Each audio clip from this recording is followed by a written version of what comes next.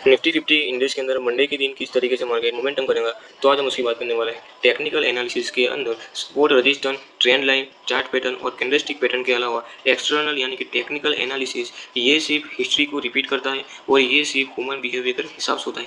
तो आपको हम ये बताने वाले हैं कि मंडे के दिन किस तरीके से ट्रेड लेना चाहिए और किस तरीके से ट्रेड नहीं लेना चाहिए। यानी कि हम सबसे पहले 5 मिनट की बात करेंगे। तो सबसे पहले हम 5 मिनट की बात करते हैं। आइए, तो यहाँ पे एक देख सकते हैं कि यहाँ पे सपोर्ट लिया हुआ है। सपोर्ट लेने के बाद हम यहाँ पे ट्रेंड लाइन ड्रॉ करें। ट्रेंड लाइन हमने यहाँ पे ड्रॉ की और ड्रॉ करने के बाद यहाँ पे देख सकते हैं कि ट्रेंड लाइन ने यहाँ पे ब्रेक कर दिया है। लेकिन सबसे पहले एक बात मैं आपको ये जरूर आपको बताना चाहता हूँ कि यहाँ पे ट्रेंड लाइन ब्रेक हुई है, लेकिन उसके पहले ये अपना मूविंग एवरेज ने हमें नेगेटिव सिग्नल दे दिया है। यहाँ पे हमको नेगेटिव मूविंग एवरेज ने सिग्नल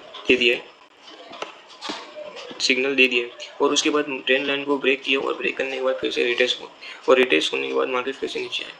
और आपको एक बात दूसरी क्लियर कर देता हूँ, क्योंकि मार्केट ने जब शुक्रवार के दिन मार्केट यहाँ पे एक साइड वे की तरफ यानी कि एक साइड रेंज में चलता था, तो मार्केट ने इसको ब्रेक किया और ब्रेक करने के बाद मार्केट ने फिर से रिटेस्ट किया और यहाँ पे नीचे आया।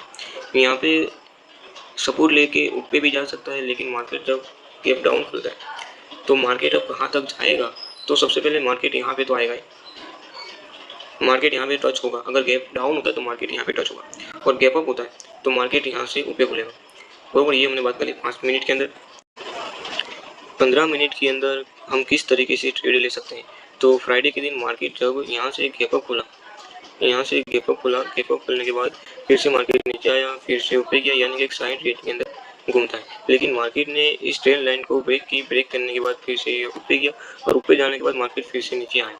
तो मार्केट मंडे के दिन गैप डाउन ही ओपन होगा, ये मैं 100% कह सकता हूँ।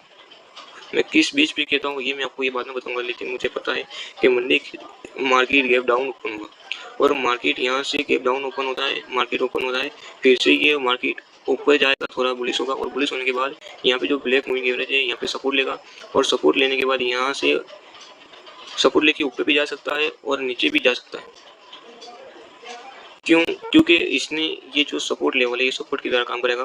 अगर ये सपोर्ट को भी इसने ब्रेक कर दिया, ये सपोर्ट की तरफ काम करेगा, ये रजिस्टेंस के लिए काम करेगा, और ये सपोर्ट को ब्रेक कर दिया तो मार्केट यहाँ पे ब्लैक मूविंग एवरेज पे सपोर्ट लेगा। यहाँ से मार्केट रिवर्स भी हो सकता है, और यहाँ पे रजिस्टेंस देके फिर से मार्केट यहाँ पे टच भी हो सकता है। ये हमने बात कर ली 15 मिनट के अंदर कि किस तरीके से मोमेंटम हो सकता है। और यहाँ पे डबल टॉप बॉटम में दिखता है, डबल टॉप का मतलब है कि मार्केट रिवर्स हो सकता है। अब मैं बात करने वाला हूँ कि वन हॉर्स के अंदर किस तरीके से हम ट्रेड ले सकते हैं। तो मैं आपको एक सिंपल स्ट्रेटेजी बताता हूँ कि मार्केट के अंदर अगर प्रॉफिट कमाना है तो सिंपल सेटअप से ही आप प्रॉफिट कमा सकते हैं।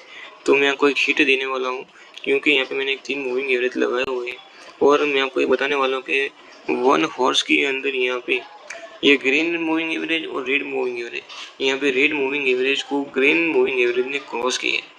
तो यहाँ पे क्रॉस हुआ है तो मेरे को यहाँ पे एक बाई सिग्नल की अपॉर्चुनिटी मिलती है। तो यहाँ पे मैं एक बाई करूँगा। यहाँ पे अगर यहाँ पे क्रॉस हुआ, क्रॉस करने के बाद तो मेरी यहाँ पे बाई की पोजीशन बन गई। तो मेरा टारगेट कितना होगा, तो मैं अपना टारगेट यहाँ तक भी रख सकता हूँ, लेकिन मेरा टारगेट फिक्स है कि जो ब्लैक मूविंग एवरेज है यानी कि मैं रजिस्टेंस की तरह काम करेगी, तो मैं अपना टारगेट यहाँ तक रखता हूँ, लेकिन उससे थोड़ा कम भी रखूँगा, क्योंकि 167 150 पॉइंट इनफ है, 150 पॉइंट इनफ है, 150 पॉइंट इनफ है। बरोबर, तो मार्केट क्या यहाँ पे ग्रीन मूविंग एवरेज ने रेड मूविंग एवरेज को क्रॉस किया हुआ है, तो मुझे बाई की अपॉर्चुनिटी मिलती है। और यहाँ पे मेरा जो बाई की जो अपॉर्चुनिटी है, यहाँ पे जो बाई की अपॉर्चुनिटी मिली वो मुझे यहाँ पे जो ग्रीन कैंडल है, यहाँ पे जो ओपन क्लोज, यहाँ पे मैं अपना बाई पोजीशन क्रिएट करूँगा, और क्रिएट करने के बाद मेरा जो टारगेट है, ये जो ब्लैक मूविंग एवरेज है वो मेरा टारगेट है।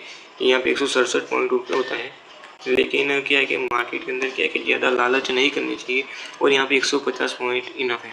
बरोबर, क्योंकि टेक्निकल इंडिकेटर्स और टेक्निकल एनालिसिस ये 100% काम नहीं करते, लेकिन ये 70 और 60% और 75% तक ये काम करते हैं।